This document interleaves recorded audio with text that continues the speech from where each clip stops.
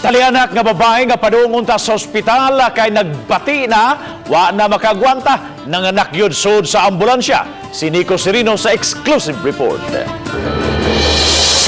Gikan sa barangay Hagobiao, mi pick up og pasyente kining crew sa ambulansya sa Mandaue CDRRMO. Gidali unta nila pagdala sa Vicente Soto Memorial Medical Center si Mary Beth Pantilag, 24 anyos. Apan sa biyahe pa lang sa may reclamation area sa Cebu City, wa na makaagwanta ang inahan ug nakapanganak gayud. Amo siyang gignan nga ay utong ginhawa gawa sa baba.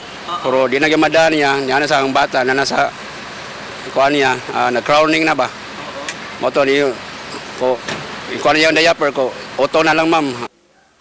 Bouncing baby girl ang gihimugso sa inahan sulod sa ambulansya. Giisip sab nilang buenas ang pagkatao sa baby. Ang mga responders nalipay sab nga naka-assister sila sa iyang luwas nga pagpanganak. Sige mig pick up og mga OB case pero dili pagid nga kanang nanganak gyud sa among ambulance. Ganina nga while nga nag-drive ra ko kanunay. Wa masad mingon na akong crew nga kanang nigawas na ni bibi out na gyud. Paglingi na nako nga uy na magnigawas naman day. Masad ko na murag gipangitalo paagi nga sige na lamig kuan nga makalusot sa midayon labi na nigawas na sa bata. So first time pud kayo.